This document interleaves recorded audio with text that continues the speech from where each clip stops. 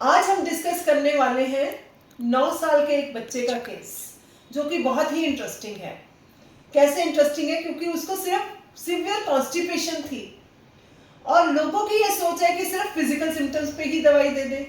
उसके mummy papa बहुत जगह पे दवाइयाँ देने लगे, लेकिन कोई आराम नहीं आया, क्योंकि वो हर जगह फिजिकल सिम्टम के हिसाब से दवाई दे रहे थे।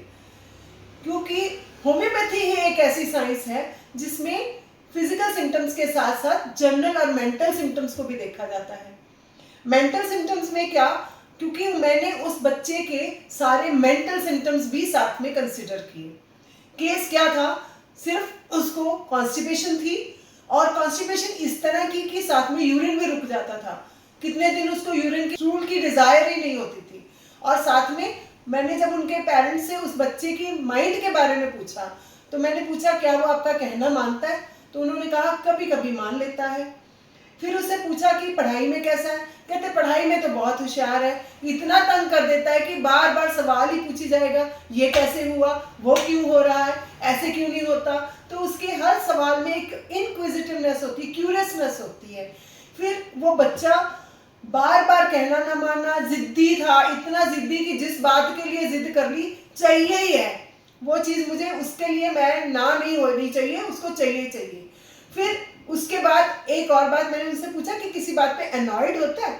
कहते वो तो बाइट कर लेता है जब हम उसको डिस्टर्ब करते हैं, किसी काम में लगा हो तो। जब ये सारी बातें मैंने कंसिडर की, उसको सिम्टम्स के हिसाब से देखा कि जैसे ये मेरी स्क्रीन पे आ रहा है कि कॉन्स्टिपेशन चिल्ड्रन में, फिर साथ में biting tendency when he is disturbed, फिर क्यूरियस है, ऑब्स्टिनेट है, डिसोबीडियंट है, ये सारी चीज़ों को जब मैंने कंसिडर किया, उसके हिसाब से 3-4 दवाइयाँ जो मेरी स्क्रीन पर नजर आ रही, जैसे कि कैमोमिला, वेरेट्रम, हाइसाइमस, ये सारी दवाइयाँ एकदम सामने आई। फिर इनमें से जो सबसे इम्पोर्टेंट ये था कि जैसे यूरिन जो रुकता था उसका साथ में कॉन्स्टिपेशन में, और ये हायोसाइनस का ही सिम्टम था, और जो वो बच्चा इतना क्यूरियस था, हर चीज चाहिए, वो भी हायोसाइनस कवर कर रही थी। तो इसलिए हायोसाइनस की एक सिंगल डोज दी। सिंगल डोज देने के विद इन 3 वीक्स वो बच्चा नॉर्मल स्टूल पास करने लग गया, पढ़ाई भी करता है, जिद भी करनी छोड़ दी, और सारे सिम्टम्स उसके ठीक हो गए। तो किस तरह से ठीक हुआ? क्या? क्योंकि माइंड के सिम्टम्स को कंसीडर किया गया। अगर उसके माइंड के सिम्टम्स, जो कि होम्योपैथी क्या करती है, रूट कॉज को पकड़ती है, अगर रूट कॉज को पकड़ा जाएगा तो डिजीज तो अपने आप ही ढह जाएगी। सबसे इंपॉर्टेंट क्या है? Root cause.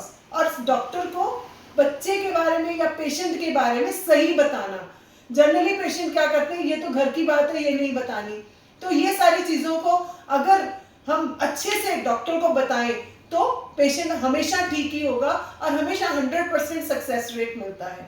तो अगर आप लोगों को ये मेरा वीडियो पसंद आया है, ताकि ये मैसेज और लोगों को भी पहुंचे कि खाली फिजिकल सिम्टम्स पे दवाई नहीं देनी, मेंटल्स को भी कंसिडर करना है, रूट कॉज को कंसिडर करना है, तो मेरी ये वीडियो आप आगे सब्सक्राइब करें और शेयर करें। Thank you very much.